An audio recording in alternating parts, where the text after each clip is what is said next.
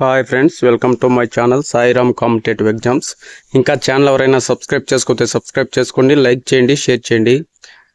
Reserve అభ్యర్థులకు 40% మార్కులతోనే డిఎస్సికి అనుమతి.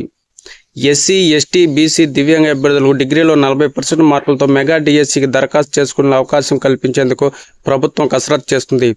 డిఎస్సి నోటిఫికేషన్లో జనరల్ అభ్యర్థులకు డిగ్రీలో 50%, ఎస్సీ, ఎస్టీ, బీఈసీ, దివ్యాంగులకు 45% మార్కులు ఉండాలని నిబంధన పెట్టారు. కానీ గత ఏడాది నిర్వహించిన ఉపాధ్యాయ అర్హత పరీక్షలో మాత్రం ఎస్సీ, ఎస్టీ, బీసీ, దివ్యాంగ విద్యార్థులకు డిగ్రీలో 40% మార్కులున్న అనుమతించారు. బీఈడీ చేసిన డిగ్రీలో 40% అర్హత మార్కులుగా ఉన్నాయి. బీఈడీ చేసిన టెట్ రాసిన తర్వాత ఇప్పుడు 45% మార్కుల నిబంధన పెట్టడంపై అభ్యర్థులు ఆవేదన వ్యక్తం చేస్తున్నారు. ఈ మార్కుల శాతాన్ని తగ్గించాలని పలువురు వినతులు సమర్పించారు. దీనిపై స్పందించిన పాఠశాల విద్యాశాఖ 40% మార్కులతో అభ్యర్థులను అనుమతించేందుకు ప్రతిపాదనలు సిద్ధం చేసింది. దీనిపై 1-2 రోజుల్లో ఉత్తర్వులు వెలువడనున్నాయి. టెట్ నిర్వహించి మెగా డిఎస్సికి అవకాశం ఇవ్వాలి. విద్యాశాఖ మంత్రి లోకేష్కు అభ్యర్థుల విన్నపం. కూటమి ప్రభుత్వం మెగా డిఎస్సి నోటిఫికేషన్ విడుదల చేయడంతో రాష్ట్రంలో లక్షల మంది నిరుద్యోగులు ఉత్సాహంతో డిఎస్సి పరీక్షకు సిద్ధమవుతున్నారు. అదే సమయంలో డిఎస్సికి దరఖాస్తు చేసుకోవడానికి టెట్లో అర్హత సాధించాలనే నిబంధన ఉండటంతో ఇటీవల బీఈడీ, డిఈడీ వంటి పరీక్షలను ఉత్తీర్ణులైన అభ్యర్థులు గత టెట్లో అర్హత సాధించలేకపోయిన వారు అవకాశం కోల్పోతున్నారు. ఇలాంటి వారు రాష్ట్ర వ్యాప్తంగా దాదాపు 2 లక్షల మంది వరకు ఉంటారని అంచనా.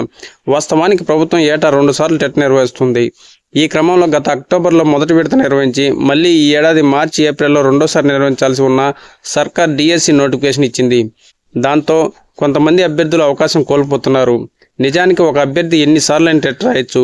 ఏ ప్రయత్నంలో ఎక్కువ మార్కులు వస్తే దాన్ని పరిగణలో తీసుకుని డిఎస్సిలో 20 మార్కుల వెయిటేజ్ని ఇస్తారు.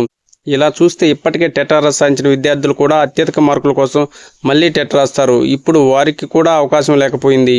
ఈ క్రమంలో డిఎస్సికి దరఖాస్తు చేసుకునే అవకాశం జూలై 31 వరకు పొడిగించి మేలో టెట్ నిర్వహించాలని పలువురు అభ్యర్థులు ప్రభుత్వాన్ని కోరుతున్నారు.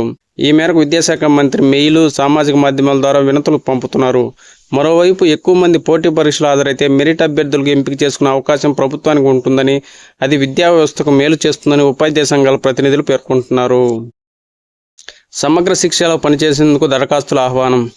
జిల్లాలో సమగ్ర శిక్ష డిప్యుటేషన్పై planning and MIS coordinator, ASO, AMO, ALSCO, AE coordinator వంటి వివిధ కేడర్లో పనిచేయటకు అర్హులైన స్కూల్ అసిస్టెంట్లు, సెకండరీ గ్రేడ్ ఉపాధ్యాయుల నుంచి దరఖాస్తులు ఆహ్వానిస్తున్నట్టు సమగ్ర శిక్ష ఒక ప్రకటనలో తెలిపింది.